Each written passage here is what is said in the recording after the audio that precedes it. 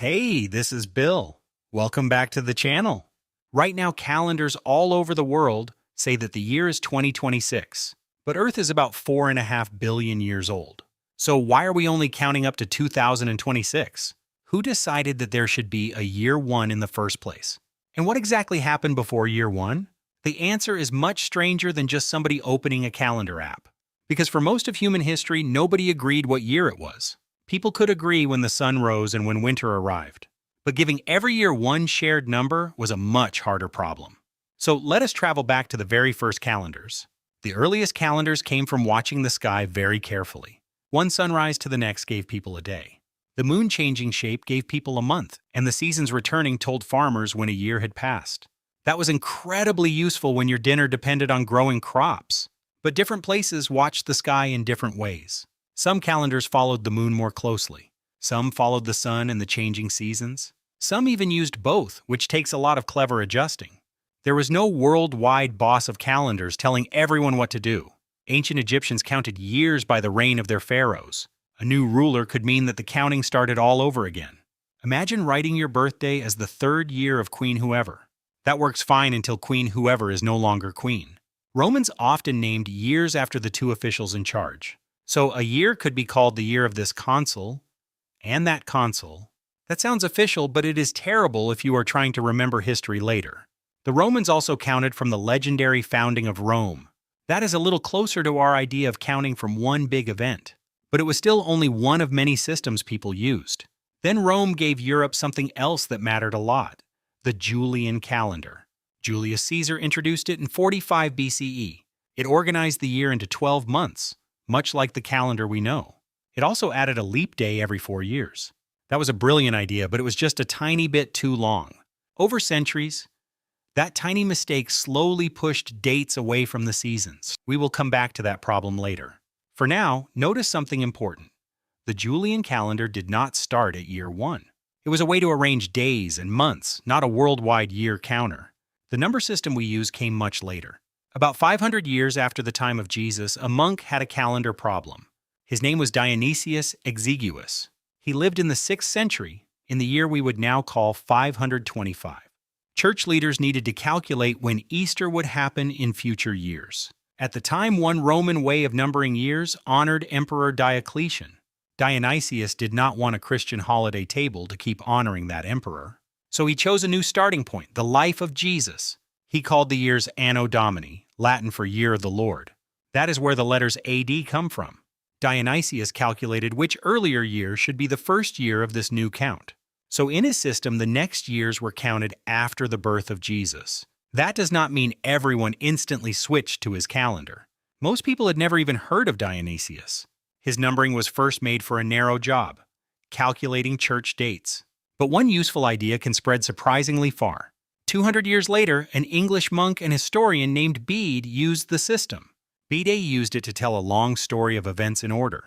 That made the system much more useful beyond one church calendar. Slowly, more writers, churches, and rulers started using it. It spread through Europe over many centuries, not overnight. And even then, lots of other calendars continued being used. That is still true today. Calendars can tell different stories about the same day. A calendar is really a tool people make to organize the sky and their lives. It can mark holidays, harvests, school days, birthdays, and New Year's. That is why changing a calendar is not as simple as changing a clock on the wall. People need to agree which dates their letters, laws, and promises use. Shared dates are a kind of invisible teamwork. Even the names of months carry bits of Roman history. July was named after Julius Caesar. August was named after the Emperor Augustus. September sounds like 7, because it used to be the 7th month in an older Roman year. October, November, and December have similar number name secrets. Our calendar is like a museum that we carry in our pockets. Every date quietly carries pieces of many older ideas. That is why the number 2026 has such a long hidden backstory. Today, the same year number is often written as CE instead of AD. CE means Common Era, and BCE means before Common Era. The numbers stay exactly the same, only the labels change. Now here's the weirdest part of all. In this calendar system, there was never a year 0. The year called 1 BCE was followed immediately by the year called AD 1. Why? Roman numerals did not use a number 0 the way we do. So the people who created this year count simply skipped it. That makes counting backward and forward a little confusing. Astronomers sometimes use a year zero in their own special numbering system. But regular historical dates still jump straight from 1 BCE to 1 CE. So no, people in year 1 did not wake up and say welcome to year 1. The label was invented more than 5 centuries later. And even Dionysius was making a calculation, not using a time machine. Historians think his calculation may not match the exact year Jesus was born. But once a numbering system becomes common, changing every date would be chaos. So the numbers stayed, even though the starting calculation is ancient. Remember that Julian calendar that was slightly too long? By the 1600s, its dates had drifted noticeably away from the seasons. In 1582, Pope Gregory XIII introduced a repair. This was the Gregorian calendar, the one most countries use for civil dates today. It kept leap years, but skipped some of them to stay closer to the sun. Different countries adopted it at different times. So there was never one magical morning when the entire planet changed calendars.